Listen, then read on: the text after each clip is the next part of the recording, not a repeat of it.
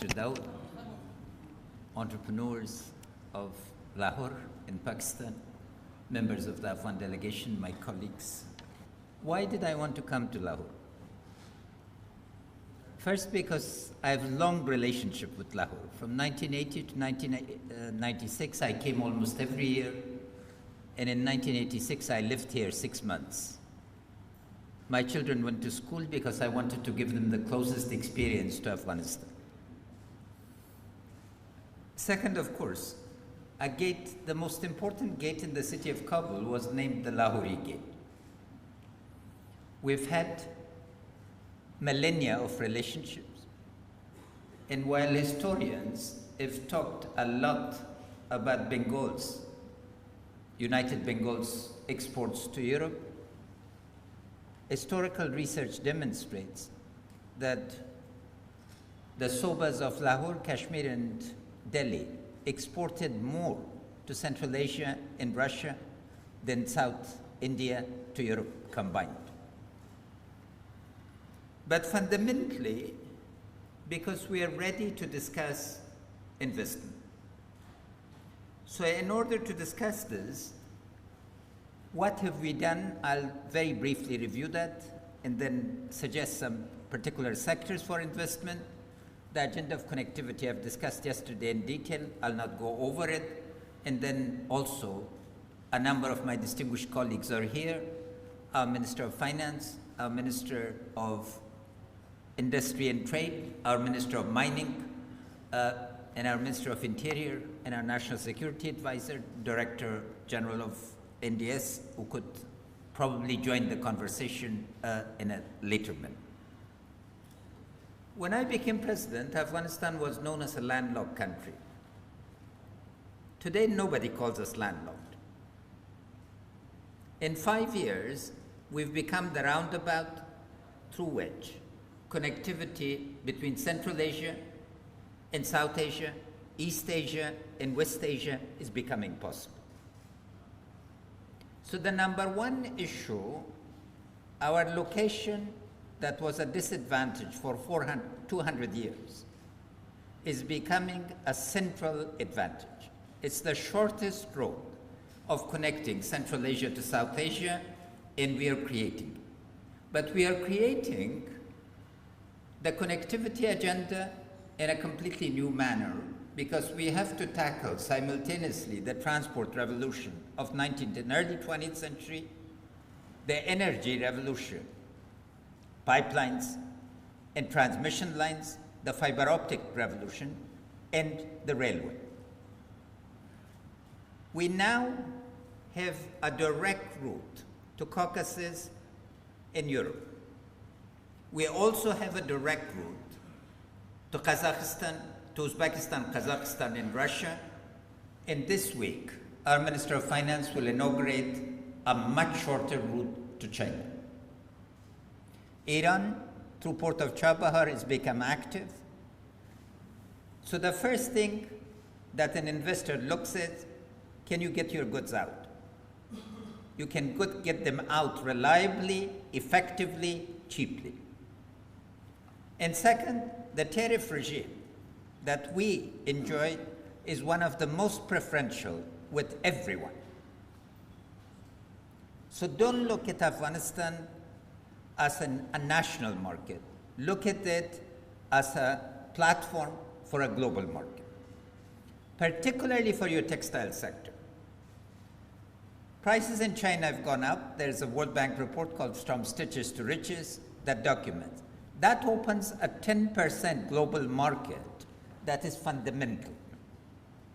We offer the potentiality, and so your number two concern is energy.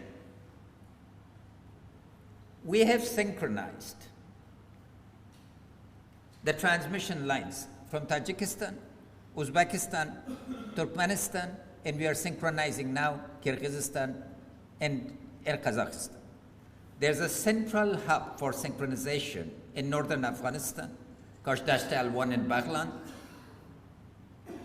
In 4 years, we've provided more power to our provinces than the last 100 years combined. In another 2 years, colleague, every single district of Afghanistan will be linked to the national power grid.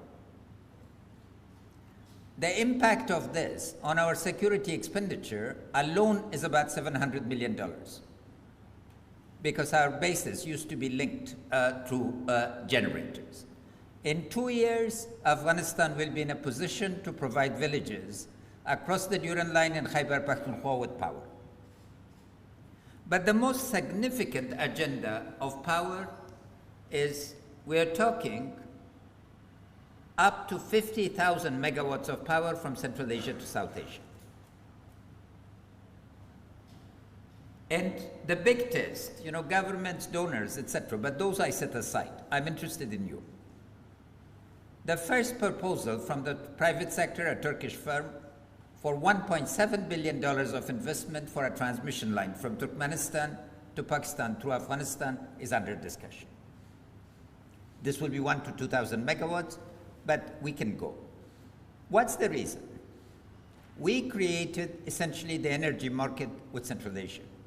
Every one of them is a surplus energy country. They cannot trade with each other. So we've provided and we've developed superb relationships with them, both for reliability of payment and for activity. Here, and Dr. Qayyumi could speak more about it, synchronization allows for direct, efficient, cost-efficient transmission lines tailored to your needs. You don't need to build back-to-back stations like CASA. CASA was done through World Bank financing, and of course they got the design wrong, as Dr. Qayyumi and I predicted. But now it's making cheap. But the private sector investment in energy is what we want you to invite you to. This is a fundamental opportunity in terms of transition lines. The second issue, Afghanistan fortunately has been shown to have one of the most powerful wind systems anywhere outside the Scandinavian countries on the North Sea. The wind potential is now estimated at 80,000 megawatts. We're in discussions with Siemens to be able to change the power dynamics. This is Herat, Faran, Nimruz, 160 days of continuous wind. Solar is underway, so renewable energy is the domain. For textiles, which is our one proposal, we propose the cities of Herat and the cities of Mazar Sharif Balkh, because power is reliable and efficient and I think considerably cheaper than what you are having. Half or more cheaper than what you will be paid.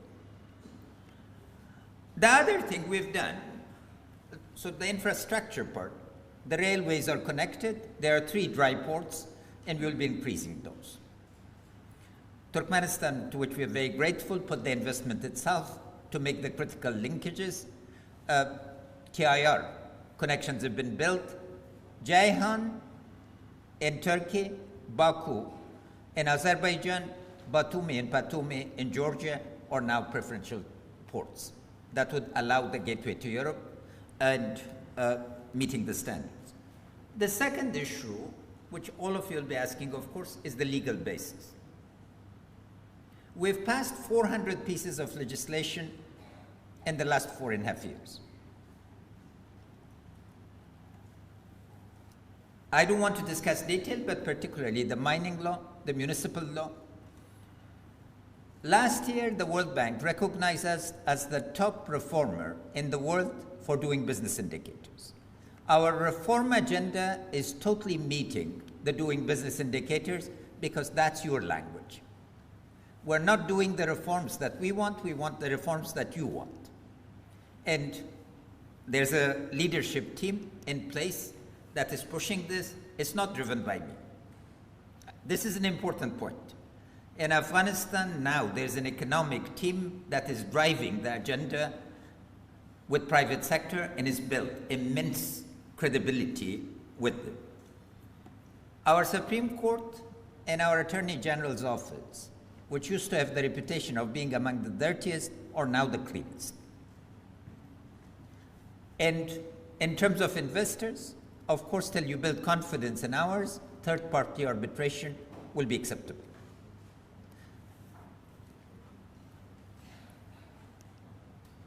The other component of reform is dealing with land. Land was a nightmare. It was in minimally 16 different departments of government had to deal with it. Now it's a single authority in the Ministry of Urban and Land that is dealing with land as one-stop shop. Over 1 million hectares of land in 1 year have been put in the land bank. The municipal law that again passed and has been judged one of the best in the world allows for fairly significant, easy access. We are auctioning land in Kabul as on a trial basis to see which formula works, and we sense the market, and that would be expanded. There are plans for all our major cities. The Kabul plan is ready, a framework. We've worked with a firm called Sasaki in Boston with a 6-volume framework that makes land available, and the area policy is in place for the private sector participation in industrial parks in estates, and Minister Ahmadi can provide details should you wish. But that's an area that we call on the private sector itself to be able to work with us. The other area is fiber optics. Minister Stanikzai was Minister of Communication, I was Minister of Finance. We had 100 mobile phones in 2002. And it was a nightmare because they gave me the distribution. I was chief advisor to President Karzai and they wanted me to distribute. And of course, everybody was VVIP. Now I think we have exceeded 22 million cell phones. Penetration of country is over 92%. And we have a fund for access to remote areas that is over $200 million in this fund to be expanded because it's minting money. 4 companies. The first license we give was $5 million, the royal sum. The second license was $40 million. But the most important recent investment of the private sector is in fiber optics. $400 million of Afghan from the international companies. The company, incidentally, that got the license for $5 million is now worth over $1 billion. So the fiber optic connectivity, and again, our focus is not on Afghanistan. We're connecting to China, we're connecting to the European system through Azerbaijan and to Turkmenistan, we're connecting to Chabahar via Iran, so we become a hub, because if we can save 1 minute or 50 seconds, each second is $10 million. So it's a very significant agenda to be able to bring it. The other connection, the other factor that's on everybody's minds is, of course, human capital. Thanks again, under the leadership of Dr. Qayyumi, we're overhauling our vocational and technical schooling to adopt the German, Scandinavian, Swiss dual-track system. And we're very keen to invest in technology universities rather than schools of engineering.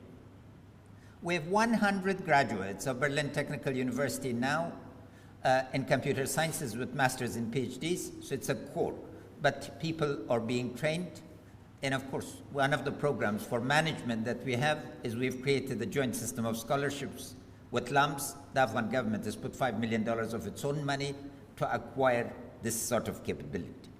There is a human, contrary to the general message, thanks to the 18 years of international engagement, there's a human capital that is quite significant, but development of human capital is key to this.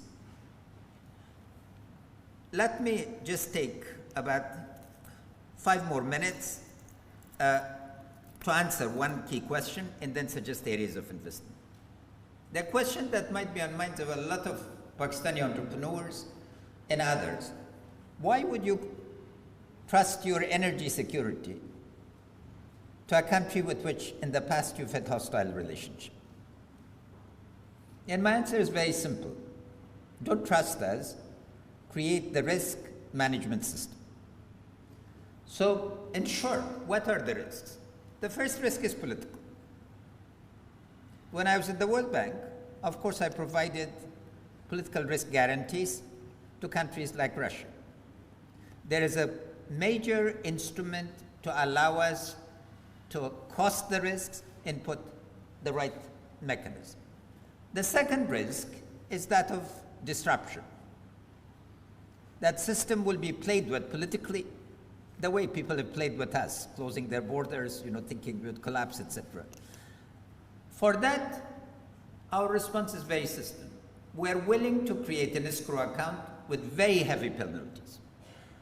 Should any government in Afghanistan in the future disrupt the flows, it will pay a penalty that would be so costly that it would never do it again. The third is risk of management. How we trust, if it's 10,000 megawatts to 50,000 megawatts, to management. And we are totally ready to agree to international management systems that would be accountable to all investors. This is a multi-stakeholder governance system. It cannot be trusted to one party. We need to be able to create the governance structures where on the board of governance, all key stakeholders sit and there are mutual checks and balances. There is nothing like mutual accountability. A single type's accountability doesn't work. The other risk is social and environmental. And again, for both of these, in my first 5 years in the bank, I was responsible for social risks. Including China, 600,000 people were resettled. We have created a single stop shop again for dealing with social risk, land acquisition systems, and an environment we're ready to proceed. The other risk is security, and there's a twofold answer. When it's project-based, we've created the systems of security, including a state-owned corporation. So the state-owned entity provides security tailor-made to the specific projects. It's a commercial transaction with the firm having the right to hire and fire specific individuals, but security is corporatized in that regard. The larger security is, of course, why I'm in Pakistan.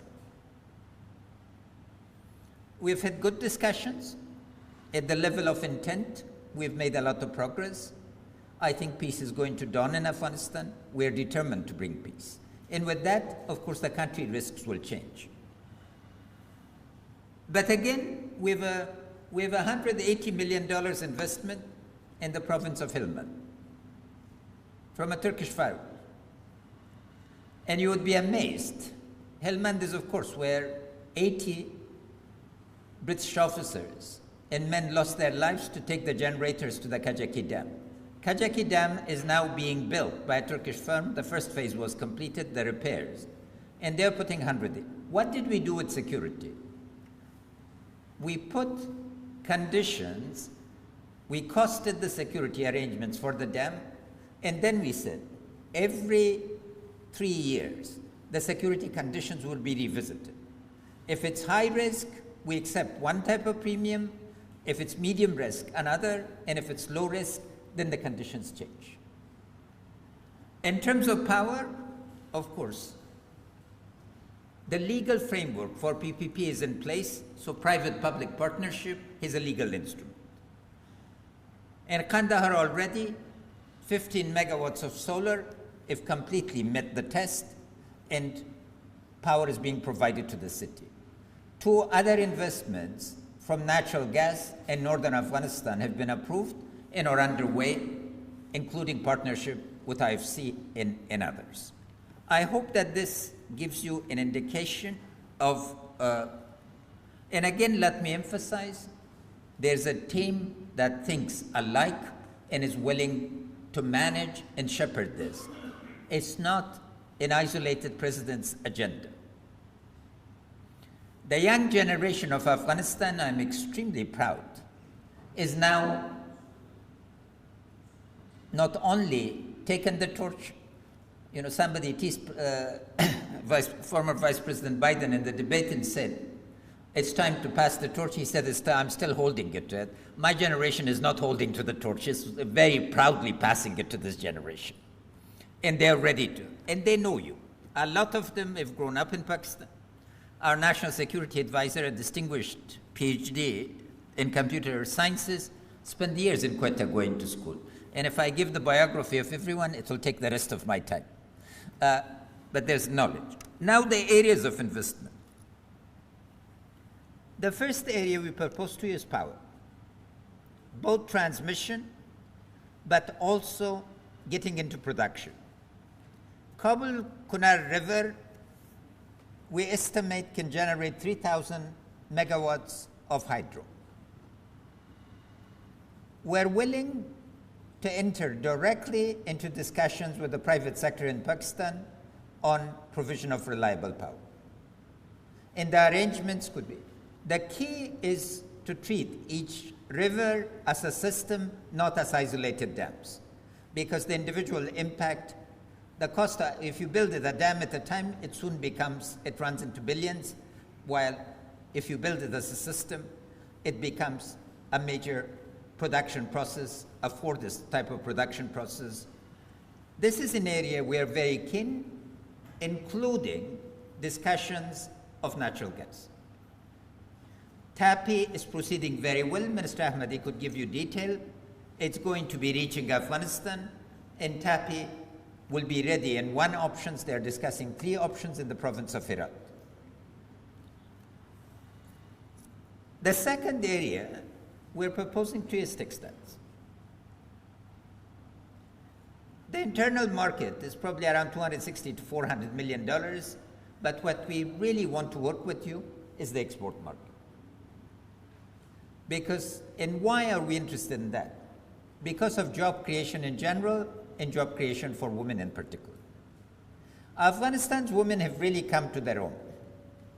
I have 2 distinguished colleagues, the Minister of Mining and the Minister of Information and Culture. They're not there because they're women. They are there because they're the best to run those ministries. Nobody plays with mining or information and culture as political appointments.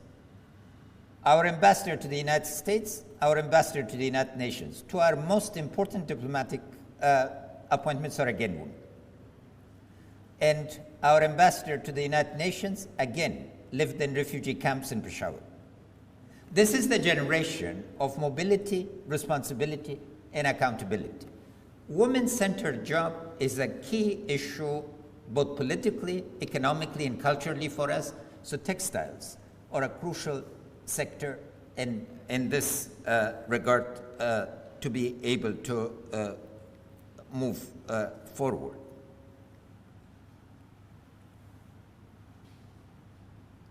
The third area is transport.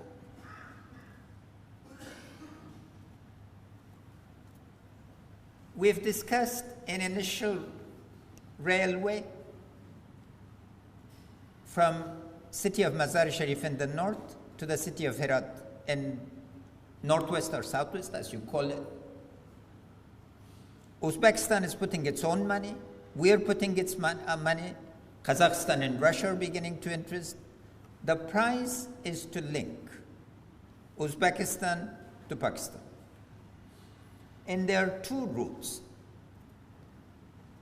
The quickest route, but requiring other investments, is Helmand's Baramcha corridor to Gwadar. Central Asia, thanks to our efforts, and of course yours now, is very keen to get Gwadar and Karachi to be its ports of choice. If these ports reformed, the question is not the infrastructure. The question is a system approach to infrastructure and to connectivity. Because the eternal question, Karachi had everything going for it. It could have been Dubai. And Gwadar had a lot of potential, but it wasn't realized. So we need to learn, with all respect, to be able to think from a competitiveness perspective. And the competitiveness is not in hardware, it's in the software. Here, the transport sector offers us immense possibilities. Thinking transport as an interlinked system allows us areas. Those are illustrations, I'm sure, when entrepreneur to entrepreneur talk, you will be finding a lot more areas. We're becoming fast a food. Our focus on agriculture is to become exporters. I give you just one illustration. Last year, Afghan pine nuts were not known in the world. They were being smuggled to Pakistan and then added value, and they were going to China. We just exported 4,000 tons of pine nuts to China, and now we are opening up the European market. So the key is to get associations of producers, associations of processors, and associations of exporters. The area of supermarkets, value chains, and supply chains is really crucial to this development. And my last observation, countries in today's environment don't develop, regions do. Getting supply chain and value chains is crucial. All that we've done in the last 4.5 years has not been to move away from Pakistan, but to be able to provide the linkages to and from. So you, with your immense creativity, entrepreneurship, skills, and of course, varieties of capital, including financial capital, are key to this. I've been very effective in getting aid money. You know, when I was finance minister, the governor was very kind during lunch mentioning it. They offered me 1 billion. I said, I'm not coming unless I get 8.4 and a commitment of 27, and I got it. But aid does not end in development. The sad truth is that aid is a painkiller. It's not a solution for prosperity. The key is to be able to, and because of that, in the next 3 years, you will be witnessing an agricultural revolution in Afghanistan. Water, like land, was divided between 5 ministries, and nobody was finishing systems. We've just created the law to invest all water production and management in one ministry. Everybody else becomes a client. Ministry of Agriculture would be a client, Ministry of Rural Development will be a client, Ministry of Mining will be a client, Ministry of Urban will be a client, so that we know how to balance the systems. Governance, again, has become collective. What I'm most proud of, one is the Supreme Court and the Attorney Generals, but the other is to change the president, the authority vested in a president to a presidency. We have a series of councils, the High Economic Council, the High Urban Council, others of that type, where all the elements of private sector that are involved in decision-making participate. Because otherwise you cannot really problem solve. In this context, I hope that what I've put as an offering will become seriously debated. I hope that you will form a trade and investment delegation to come to Kabul, talk to our